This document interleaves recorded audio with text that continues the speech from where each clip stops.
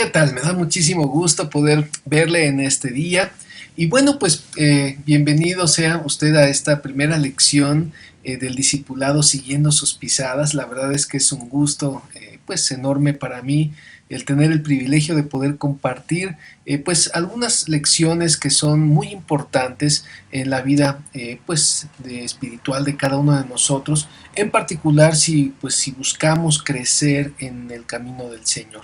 Algo que necesitamos siempre estar muy convencidos es acerca de lo que Dios nos dice en su palabra, acerca de lo que ha ocurrido en nosotros ahora que le conocemos. Es un gusto el poder compartir con ustedes esta primera lección que se llama La seguridad de mi salvación. Y precisamente este es un tema pues muy importante, pues debido a que con la salvación inicia todo en nuestras vidas. Cuando nosotros aceptamos a Cristo en nuestros corazones, pues es cuando comienza nuestra madurez, nuestro crecimiento espiritual, el cual va a continuar a lo largo de la vida hasta que podamos estar con el Señor. Nunca vamos a dejar de seguir creciendo. Él siempre va a estar pues buscando la manera en que usted y yo podamos seguir madurando y creciendo en Él. Y bueno, pues sea usted bienvenido una vez más, pues me da muchísimo gusto estar con usted y tener este hermoso privilegio.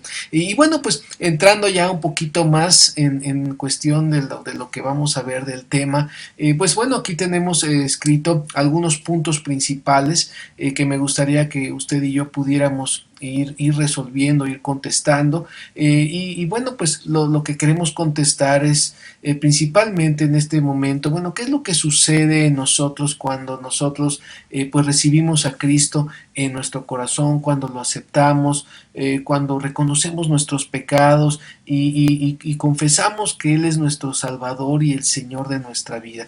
En ese momento, bueno, le invitamos a morar en nosotros y entonces comienza una transformación en nuestro interior.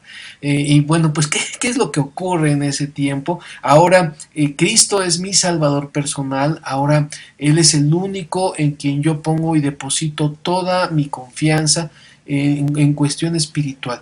Además también, claro, de todo lo físico, pero en particular el aspecto espiritual es algo muy importante, puesto que cuando nosotros morimos, pues tenemos que pues dividir nuestra alma, nuestro espíritu se va con el Señor y nuestra carne queda en este mundo para pues destruirse, hacerse polvo, pues ahí en donde nosotros pues nuestros restos queden.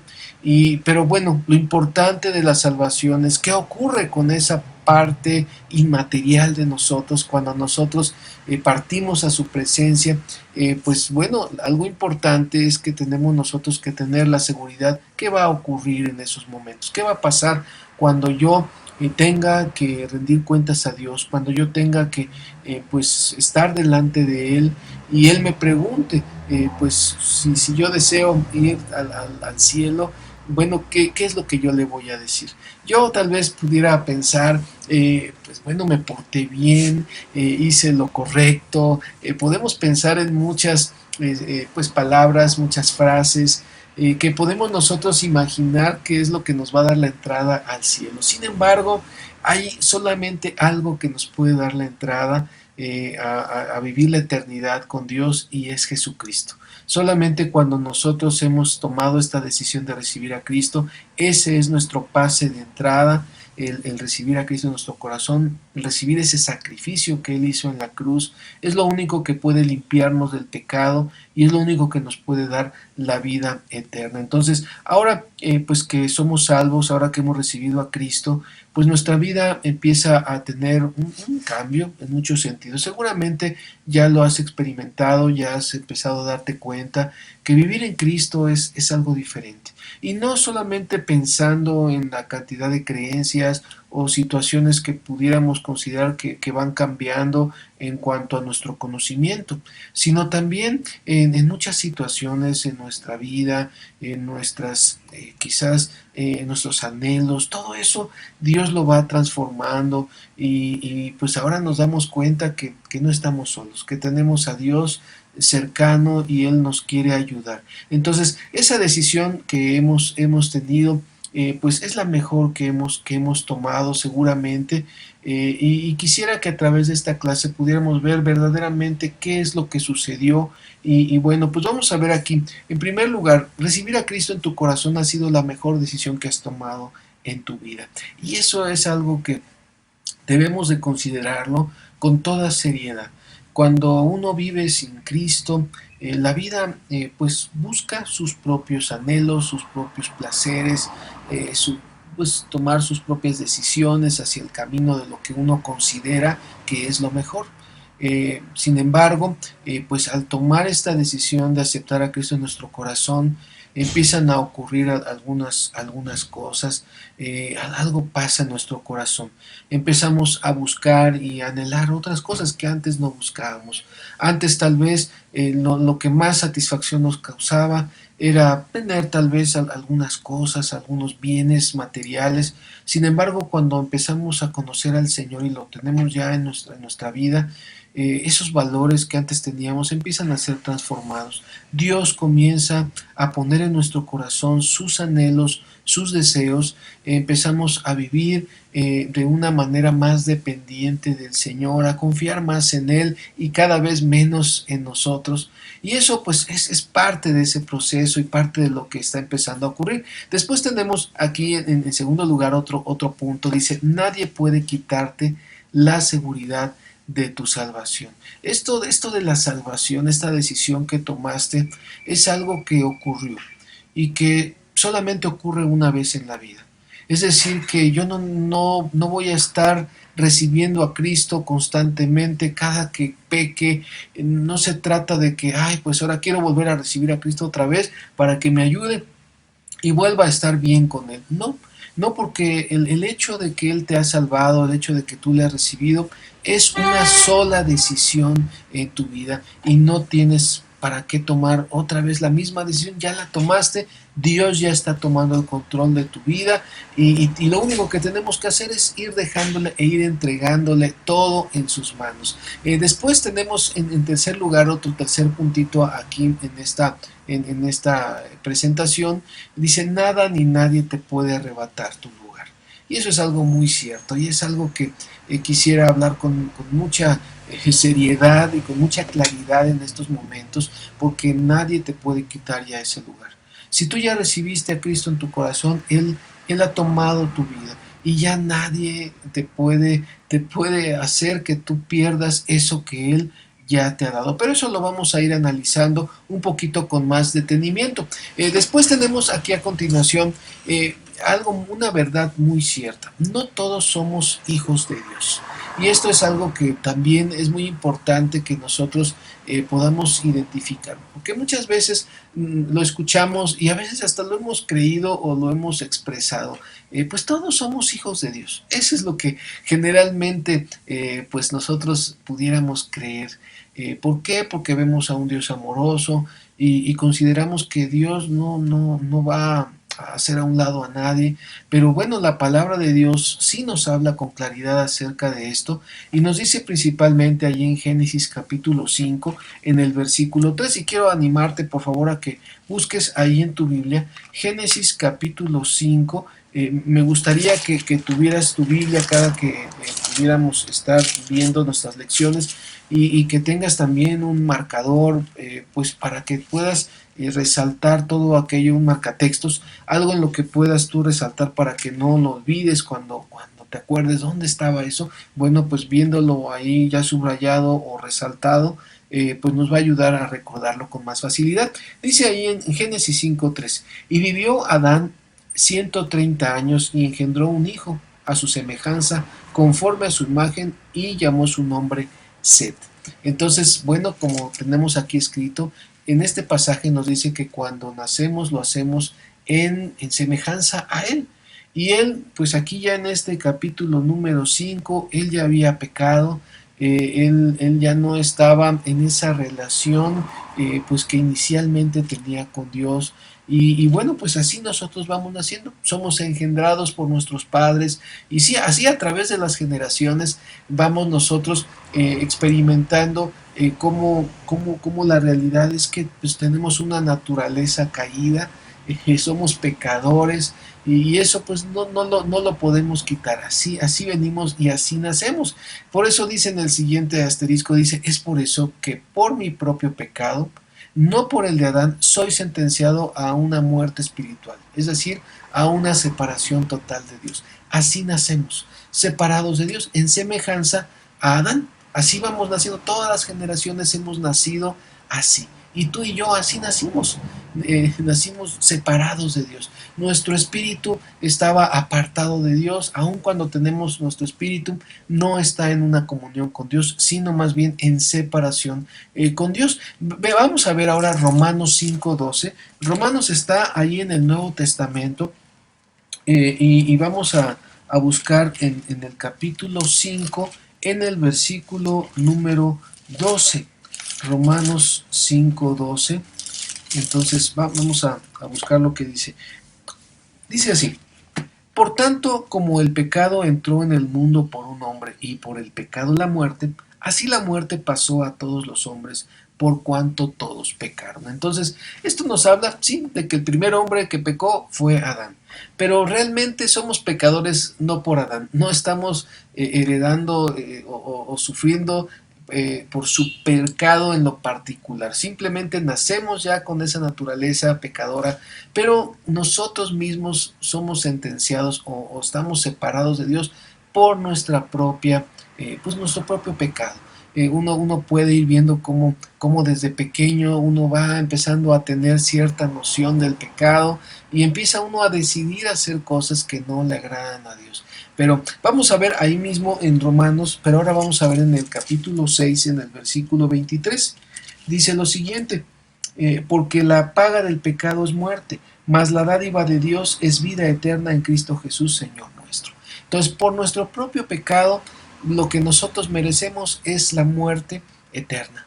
Pero, dice aquí, pero la dádiva de Dios, el don de Dios, el regalo que Dios nos está dando, es la vida eterna. Y esta vida eterna, como dice aquí, es en Cristo Jesús. Entonces, nosotros nacemos con una tendencia, pecamos, por nuestro propio pecado estamos ya separados de Dios, pero Dios nos ha dado a su Hijo Jesucristo para que entonces nosotros podamos tener vida eterna en Él. Y finalmente, dice aquí, la buena noticia es que si tienes a Cristo, Él viene a ser un puente entre Dios y tú.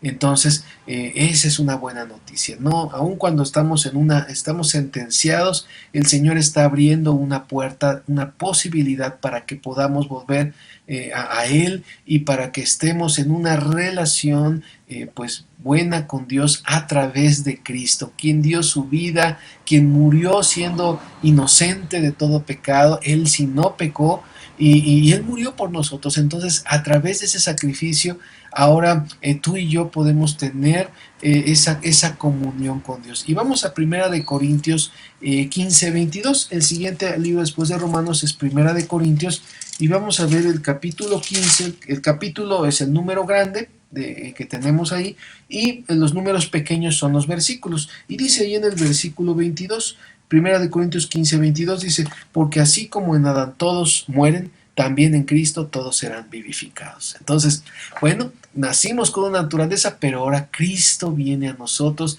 y ahora podemos ser vivificados. Es por eso lo importante y la trascendencia y el cambio tan grande que Dios nos ha permitido experimentar, y es solo a través de la obra de Jesucristo. Ahora vamos a ver una pequeña gráfica que nos explica un poquito más la situación espiritual del hombre. Vamos a ver aquí en primer lugar el hombre antes. Aquí vamos a ver este primer número 1, este primer inciso número 1, dice el hombre antes del pecado.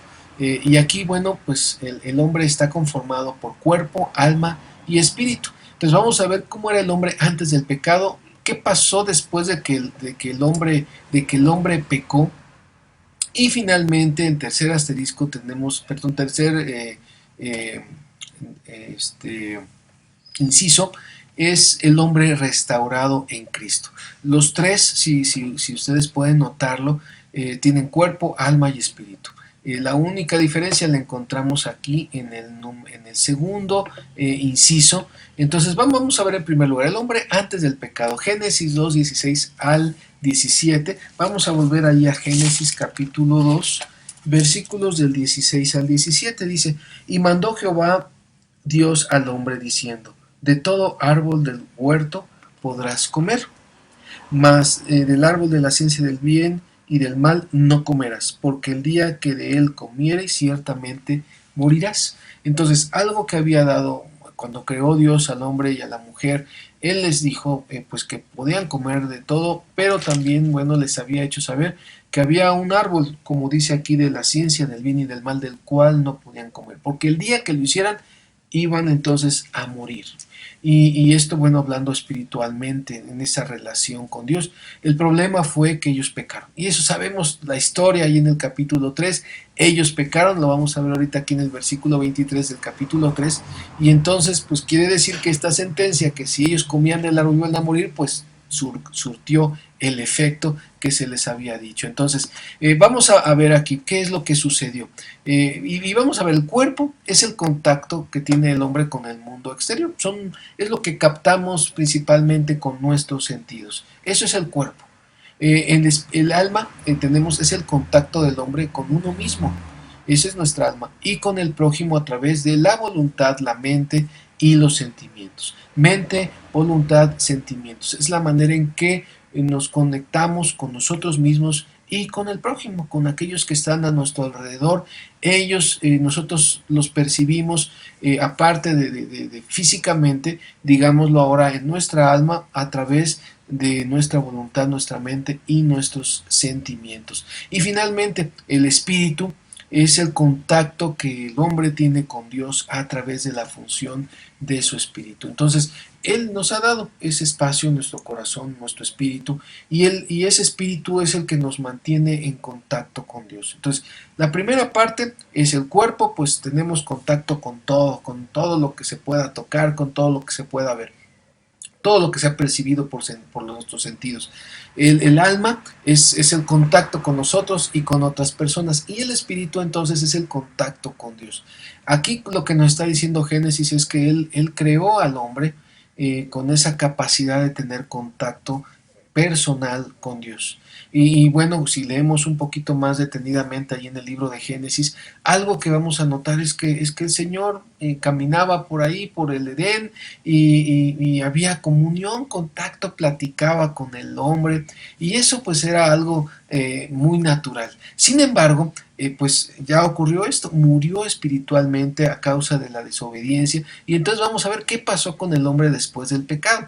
Dice Génesis 3, 23 al 24, dice: y lo sacó Jehová del huerto del Edén, para que labrase la tierra de que fue tomado.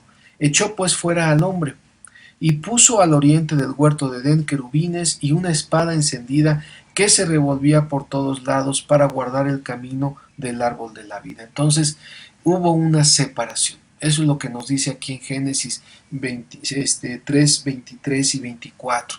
Entonces, por eso es que tenemos nosotros, el cuerpo siguió igual, el alma también seguía teniendo comunión consigo mismo el hombre y con los demás que estaban a su alrededor. Sin embargo, estaba separado de Dios. Había una separación, ya no había esa comunión que había con Dios, entre Dios y el hombre, y por eso es que lo marcamos como el espíritu muerto. Así, cuando leíamos hace un momento el capítulo 5, es el estado en que Adán empezó a engendrar a sus hijos, con un espíritu muerto, sin comunión con Dios, separado de Dios.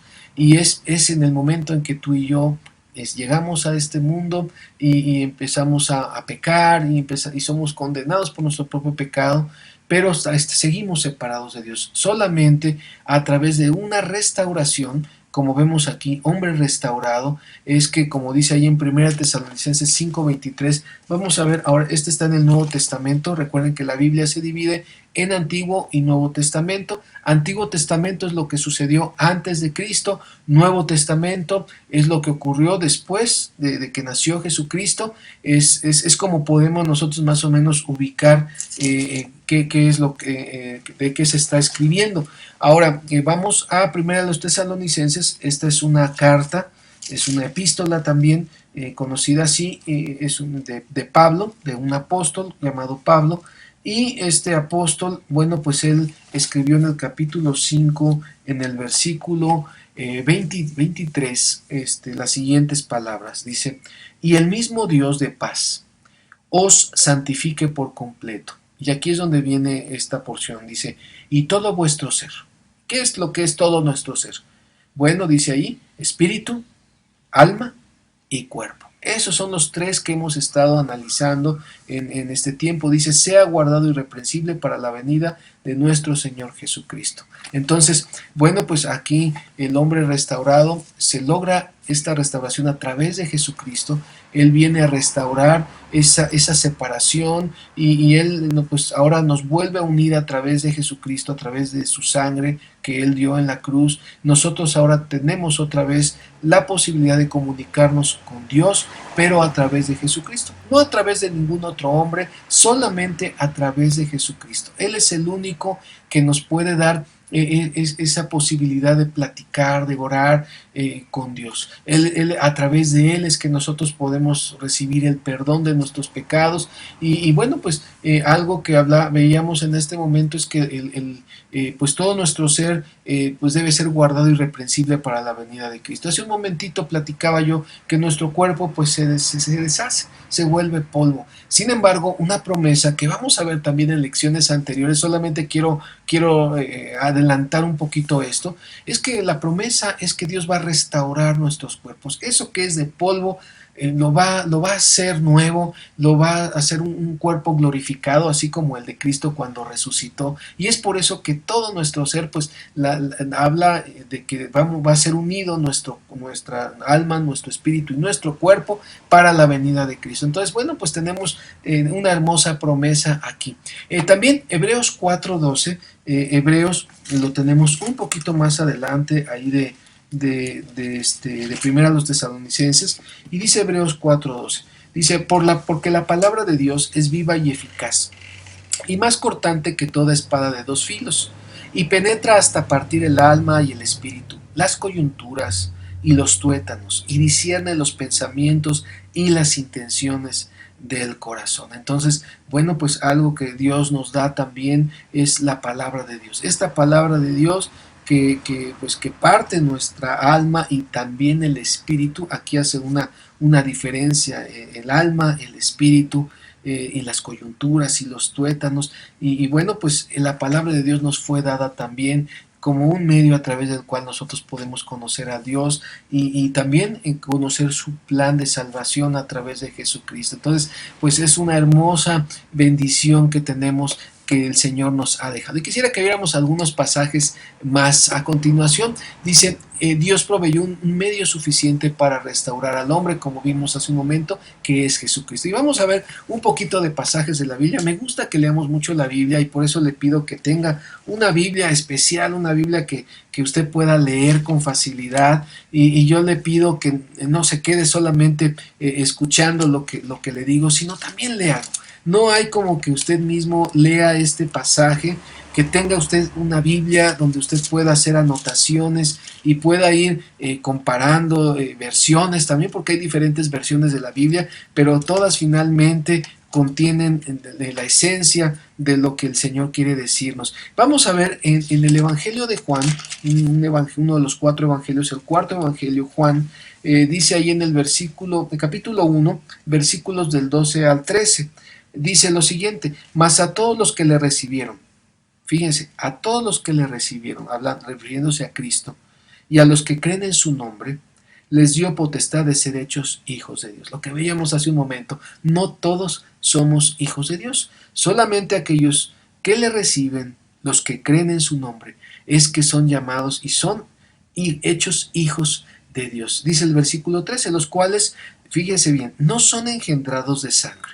Es decir, mi hijo aunque haya nacido de mí y yo soy cristiano, no por eso él va a nacer cristiano. Entonces, no, un hijo espiritual, un hijo de Dios, no surge por la fe del Padre, sino tiene que ser la fe algo personal, una decisión personal. Dice ahí, ni de voluntad de carne, no es porque queramos ser hijos de Dios, no se trata de eso, se trata de un hecho, recibir a Cristo en el corazón, eso es lo que nos hace hijos de Dios, recibirlo, como leímos hace un momento, no porque queramos serlo, sino que es porque creamos en Él y lo recibamos en nuestro corazón. Dice también, ni de voluntad de varón, sino de Dios. Solo Dios engendra hijos.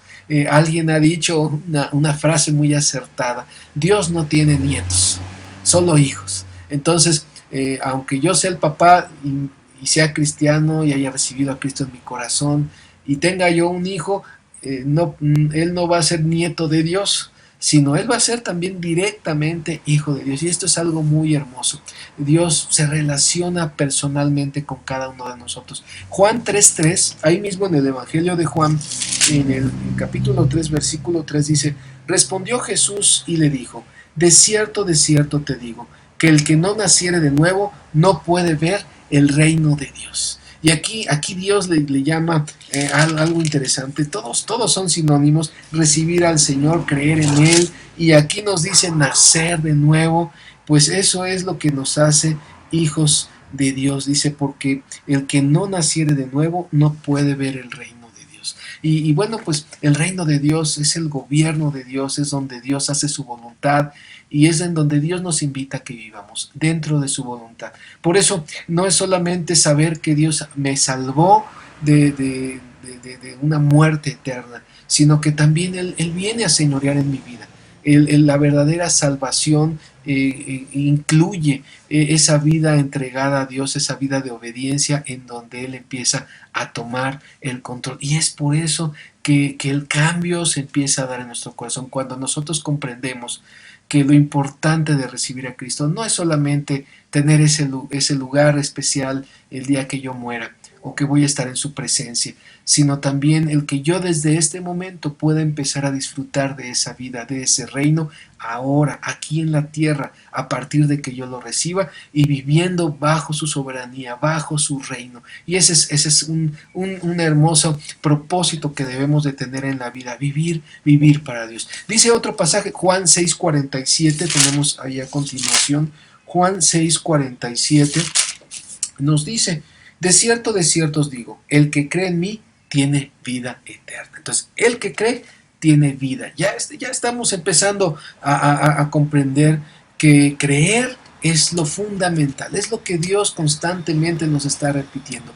Cree, recibe, nace de nuevo. Y entonces la promesa es la vida eterna. Es algo maravilloso que Él nos ofrece, pero pues en este sentido sí hay una condición, es creer en Él, tener fe en Él, arrepentirnos de nuestros pecados para estar limpios delante de Él y pues vivir bajo su reino. Dice también en Juan 3:36, volvemos a Juan 3, ahora en el versículo número 36, dice, y el que ciega recibe salario y recoge fruto para vida eterna, para que el que siembra goce juntamente con el que ciega. Entonces, pues esta es una invitación a gozarnos de esta nueva vida que el Señor nos está ofreciendo. Dice también ahí en Primera de Juan, ahora hay una diferencia, note usted que uno es Juan y otro es Primera de Juan.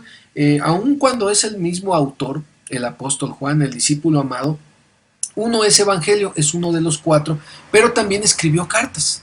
También hizo 3 cartas y la primera de ellas es Primera de Juan y vamos a buscar Primera de Juan ya más adelante, casi al final de la Biblia, es uno de los últimos libros. Va usted a encontrar ahí las cartas o las epístolas de Juan y vamos a ver el capítulo número 5, el versículo número 12. Quiero invitarle a que lo busque, por favor. Es Primera de Juan 5:12, dice, el que tiene al Hijo tiene la vida. El que no tiene al Hijo de Dios no tiene la vida. Entonces, pues aquí también hay una condición. Tener al Hijo es tener vida, se refiere a la vida eterna. Pero no tener al Hijo, no haberlo recibido, entonces no hay vida eterna. Y esto pues cada vez se está poniendo más interesante, porque es por eso que no todos somos hijos de Dios. Es por eso que no todos, aun cuando sería nuestro mayor anhelo y deseo, es que todos nos fuéramos con Dios. Bueno, pues Él está poniéndonos una condición, que es creer en Él, tenerlo a Él, recibirlo a Él.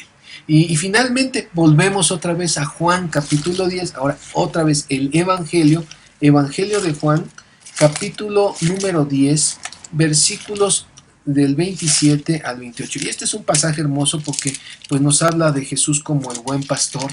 Y vamos, Juan 10, 27 al 28, al 29, perdón, dice: mis ovejas oyen mi voz, y yo las conozco y me siguen. Y yo les doy vida eterna, y no perecerán jamás, ni nadie las arrebatará de mi mano.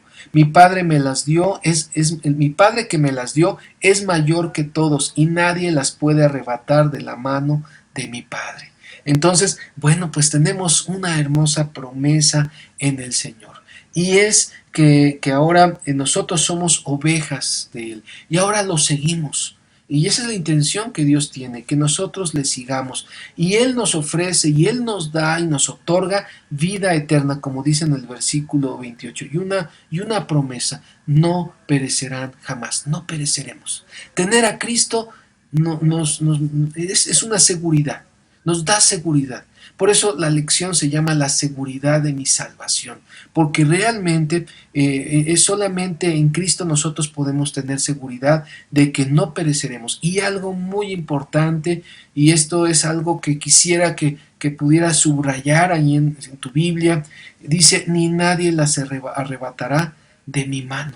Nadie nos arrebatará de la mano de Dios. Si tú ya recibiste a Cristo en tu corazón, tú ahora eres oveja de Él. Ahora Él te cuida, Él te protege. Y aun cuando tú hagas lo que hagas, aun cuando tú cometas diferentes situaciones y tú mismo sientas: no merezco ya la salvación que Dios me ha dado. Bueno, tal vez es cierto, no merecemos absolutamente nada, no nos hemos ganado nada, pero Dios en amor al creer en Él, al recibirlo en nuestro corazón, arrepentirnos de nuestros pecados, ahora nos otorga la vida eterna. Y la promesa es que nadie nos arrebatará de su mano. Nadie te puede arrebatar. Tu salvación no se pierde. Como vamos a ver a continuación, la salvación no se pierde. Ninguna persona puede perder su salvación por su propia causa, porque ninguna persona en realidad la ha obtenido por sus propios méritos. ¿Qué hicimos para obtener la salvación? Nada. Portarnos bien, bueno, pues eso no nos garantizó el tener entrada al Señor. El portarnos bien no significa que hayamos muerto por la humanidad, como lo hizo Jesucristo. Él sí murió sin pecado, y entonces nosotros en realidad no hicimos absolutamente nada por la salvación. Ninguna persona hemos hecho, por muy buenas personas que seamos, méritos absolutos para poder tener la salvación, solo en Cristo. Y dice Romanos 3:24. Vamos otra vez allá a Romanos. Después de Juan viene Hechos y enseguidita está Romanos capítulo 3 versículo 24. Dice: siendo justificados gratuitamente por su gracia mediante la redención que es en Cristo Jesús. Entonces, la redención es por gracia, es un regalo de Dios, no es algo que merezcamos. Y la redención es algo en donde el Señor ocupó el lugar que tú y yo merecíamos. Él tomó nuestro lugar y Él nos ha redimido, Él nos ha perdonado de todo pecado que pudimos haber hecho. Él nos ha limpiado a través de su sangre preciosa. Entonces, ¿qué hicimos nosotros? Nada. Y no podemos hacer nada para obtener nuestra salvación de manera personal, solo a través de Cristo. Solo en Cristo podemos tener salvación. Dice, más adelantito, dice: tu salvación ha sido gratuita. La has recibido por gracia de Dios, y por esa misma razón el Espíritu Santo de Dios vive ahora dentro de ti. Y vamos a Primera de Corintios. Enseguida de Romanos está primera carta a los Corintios, capítulo 6, versículo 19. dice, 1 Corintios 6:19 dice, ¿o ignoráis que vuestro cuerpo es templo del Espíritu Santo, el cual está en vosotros, el cual tenéis de Dios, y no sois vuestros? Y algo que aquí nos está mencionando es que Él ahora mora en nosotros, somos templo. Tu cuerpo ahora es templo del Espíritu Santo, es la morada del Espíritu Santo. Yo sé que estamos acostumbrados a escuchar que el templo pues es un lugar donde nos reunimos. Bueno, son solo instalaciones, es un edificio, pero el verdadero templo de Dios es nuestro propio cuerpo, nuestra propia vida. Y Él ha venido a morar a nuestro corazón. Ahora el Espíritu Santo está en ti. Tú eres el templo del Espíritu Santo. Entonces, así como nos comportamos cuando llegamos a un edificio dedicado a Dios, somos como que más respetuosos porque sentimos que ahí está la presencia de Dios. Ahora, quiero que transportes eso a tu propia vida. Si entonces tu cuerpo es el templo de Dios, entonces ahora tenemos que comportarnos bien estando en este templo y debemos de cuidar todo lo que hacemos porque ahora somos de Dios. Ahora tú perteneces a Dios y Dios está en ti, en tu corazón, y su presencia está contigo en todo momento. Entonces, el último asterisco que tenemos dice, tu responsabilidad no es cuidar tu salvación, sino tu relación con Dios. Entonces, no se trata de que, ay, si peco, si hago esto, ya perdí mi salvación, la tengo que volver a buscar. No, tu salvación ya está. Si tú sí fuiste sincero y recibiste a Cristo en tu corazón, ya no hay más que hacer. Ya lo recibiste, ya eres salvo, ya nadie te va a arrebatar de la mano del Señor, ya Él tiene vida eterna para ti, Él ya está esperándote para cuando tú mueras, tú te vas directamente a su presencia. Pero lo que sí debes de cuidar es entonces tu relación con Dios, tu comunión con Dios. Eso es algo que debes de buscar cada día. Hablábamos hace un momento de la importancia de la Biblia, de la palabra de Dios. Ahora hablamos de la importancia de mantener una comunión con Dios. La comunión con Dios se puede tener platicando con Él.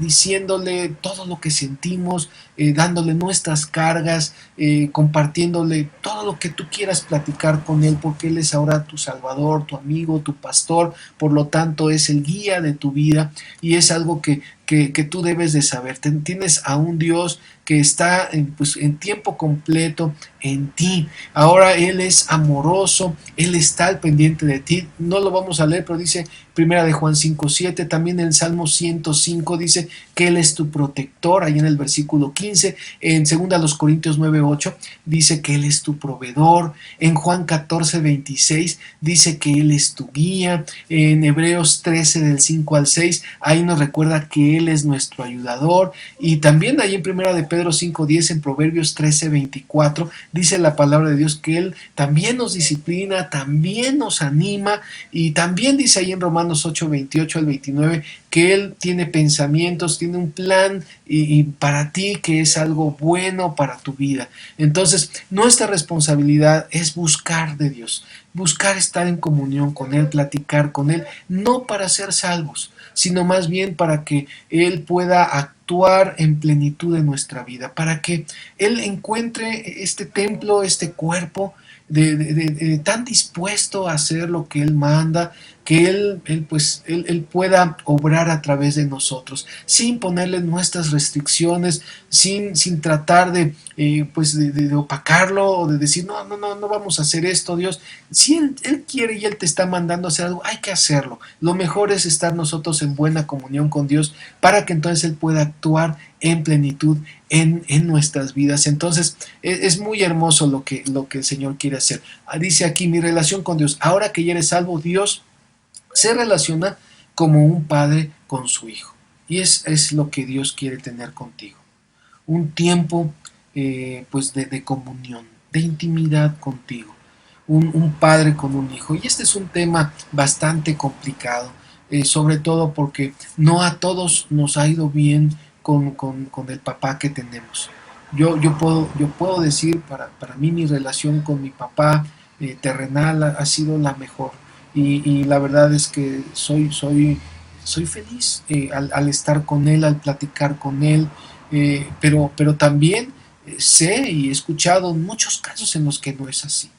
Y la verdad es que independientemente del tipo de relación que tenemos o hayamos tenido con nuestro Padre terrenal, la relación con nuestro Padre celestial es la más importante que podemos tener en este momento, y ahora Él quiere relacionarse con nosotros como un padre que está buscando siempre nuestro bien, como un padre que está tratando siempre de proveer no solo lo material, sino también lo espiritual en nuestra vida. Y algo muy importante es que ese Padre nos da tiempo, nos da atención, siempre nos va a escuchar cuando tenemos alguna inquietud. Él siempre va a estar dispuesto a escuchar, a llevar tu carga, a apoyarte, a fortalecerte, a animarte. Todo lo que vimos hace un momento, Él es un Padre amoroso que está siempre a tu lado y está dentro de ti. Entonces dice aquí en el siguiente punto, dice, por lo tanto tu Padre jamás hará nada deliberadamente para lastimarte.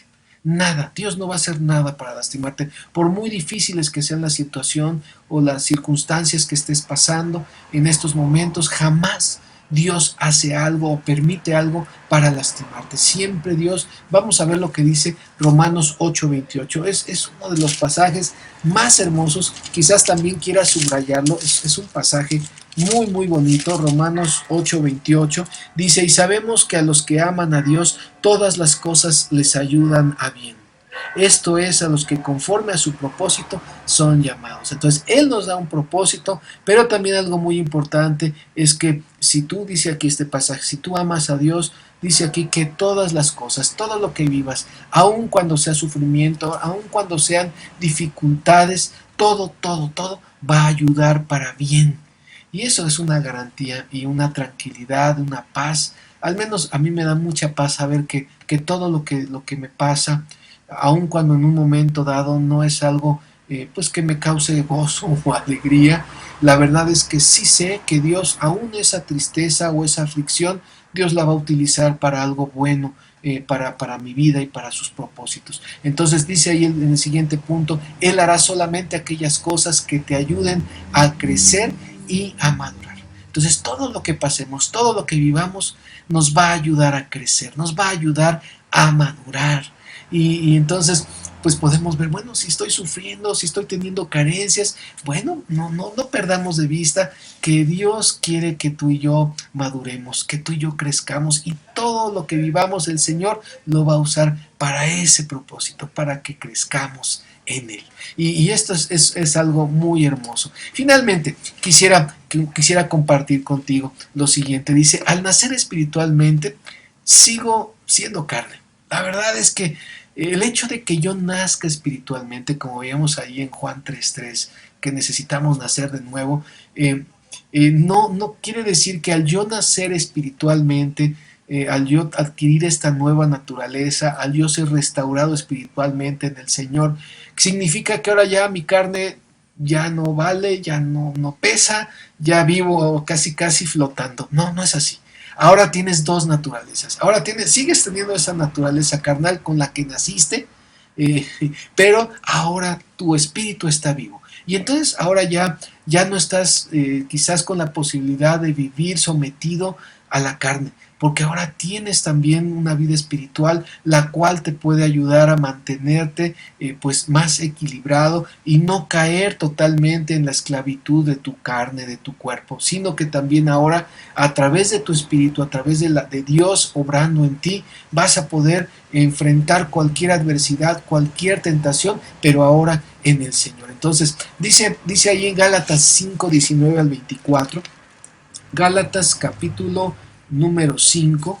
Quisiera invitarte a que lo busques. Gálatas 5, también es de Pablo. Dice aquí en los versículos del 19 al 24, dice de la siguiente manera: y manifiestas son las obras de la carne, que son adulterio, fornicación, inmundicia, lascivia, idolatría, hechicerías, enemistades, pleitos, celos, iras, contiendas, disensiones, herejías, envidias, homicidios, borracheras, orgías y cosas semejantes a estas, acerca de las cuales os amonesto, como ya os lo he dicho, que los que practican tales cosas no heredarán el reino de Dios. Esta es la naturaleza, esto es vivir bajo las obras de la carne. Y después dice el versículo 22, mas el fruto del Espíritu, es decir, la vida espiritual o la naturaleza espiritual, es amor, gozo, paz, paciencia, benignidad, bondad, fe, mansedumbre, templanza. Contra tales cosas no hay ley. Pero los que son de Cristo, y aquí es donde viene un recordatorio, los que son de Cristo han crucificado la carne con sus pasiones y deseos. Entonces ya no tenemos por qué vivir en la carne. Ahora somos fortalecidos en el Señor y cuando nosotros vivimos en Cristo, el fruto del Espíritu empieza a obrar en nuestro corazón. Recuerda, el Espíritu Santo ya está en ti. Y decía un predicador muy famoso que ¿quién va a ganar en esta guerra, en esta lucha entre la carne y el espíritu? Pues dicen que lo miremos como si la carne fuera un perro y el espíritu fuera otro perro. Y él decía, al que alimentes más, ese es el que va a vencer al otro. Entonces, la pregunta aquí es esa, bueno, ¿a quién alimentas más? ¿Qué es lo que nutres más en tu vida? Si tú quieres tener victoria espiritual, si tú quieres vencer lo que la carne te está pidiendo, entonces concéntrate más en alimentar esa naturaleza espiritual en tu vida.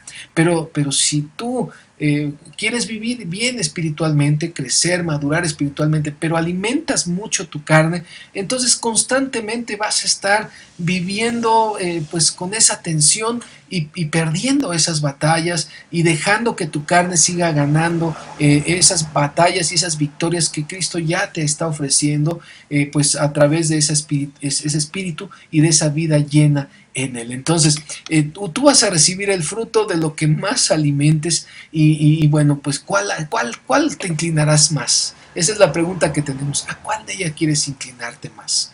¿Hacia la vida carnal o hacia la vida espiritual? Bueno, de acuerdo a la que tú quieras, las consecuencias o el fruto que tú quieras cosechar el día de mañana, eso alimenta más en tu vida. Y pronto vas a ver ese fruto. Entonces te animo a que alimentes más tu naturaleza espiritual. Un gran consejo que tenemos es lee la Biblia, nútrete de la palabra de Dios, porque solamente a través de su palabra es que nosotros vamos a poder encontrar promesas, vamos a saber la verdad de tantas cosas que el mundo nos ofrece y nos dice. Solo Cristo nos da su palabra, solo Dios nos da en su palabra la única verdad. Y dice también Jesucristo que Él es el camino, Él es la verdad y Él es la vida. Nadie viene al Padre si no es por Él. Entonces busquemos a través de la palabra lo que Él nos quiere decir. No te dejes llevar por tus sentimientos. A veces uno cae en pecado y uno dice, híjole, ya pequé, ya no estoy en Dios. No, esos son sentimientos. Nos sentimos culpables, nos sentimos, o alguien tal vez nos señala, pero eso no quiere decir que sea verdad. Recuerda, existen tres verdades, mi verdad o lo que yo pienso, la verdad de lo que los otros dicen, pero la importante es lo que Dios dice acerca de ti. Y Dios dice que si tú le recibiste en tu corazón, tú eres salvo y nadie te va a arrebatar de tu mano, ni siquiera tú mismo puedes decir, ya no quiero ser hijo de Dios, no se puede. Y una vez que lo recibiste, ahora eres su hijo y nada ni nadie te va a poder arrebatar de su mano. Otro consejo es no practiques el pecado. En lo próximo, seguramente tienes tentaciones, pero trata de identificarte más con Cristo. Trata de pensar qué haría Cristo en mi lugar ante esta tentación, ante esta situación. Trata de pensar que ahora tu nueva identidad es distinta. Tu nueva identidad es una nueva identidad que ya no está sometida al pecado, que ya no tiene por qué obedecer a la carne. Ahora en Cristo, tu espíritu tiene que ser fuerte, estar fortalecido para que tu vida espiritual someta más a tu vida carnal. Seguramente vas a seguir pecando, eso es algo que nada ni nadie podemos evitar, pero que no se convierta el pecado en una esclavitud, que tu pecado no permitas que se convierta en una práctica, porque conforme tú vas practicando el pecado, la relación con Dios se va distanciando. No quiere decir que pierdas tu salvación, pero sí empiezas a distanciarte de Dios y esto te va a traer terribles consecuencias. Vas a empezar a tomar decisiones en base a tu carne y no en base a tu espíritu y pues vas a sufrir las consecuencias de tu pecado. El Señor quiere rescatarte, Él no te va a quitar muchas de las consecuencias que tú decidas hacer. Pero sí, algo que puedes estar seguro es que Él te está guardando y Él te está llamando y siempre te va a estar invitando para que tú vuelvas a Él. Alguien dijo también en una ocasión, cuando ya estamos en Cristo ya no podemos pecar a gusto. Y la verdad es que sí, ya ahora cuando pecas, el Espíritu Santo está en tu corazón y Él te redarguye. Y tú sabes, no está bien lo que estoy haciendo. Obedece la voz de Dios que Él te está haciendo. Y dice ahí, si pecas, Dios tendrá que disciplinarte. Dice en Hebreos 12, del 5 al 11. Hebreos está un poquito más adelantito ahí de Gálatas. Hebreos capítulo 12, versículos del 5 al 11. Dice así. Dice, y habéis ya olvidado la exhortación que como a hijos se os dirige diciendo, Hijo mío, no menosprecies la disciplina del Señor, ni desmayes cuando eres reprendido por Él, porque el Señor al que ama disciplina y azota a todo el que recibe por hijo. Si soportáis la disciplina, Dios os trata como a hijos, porque ¿qué hijo es aquel a quien el Padre no disciplina?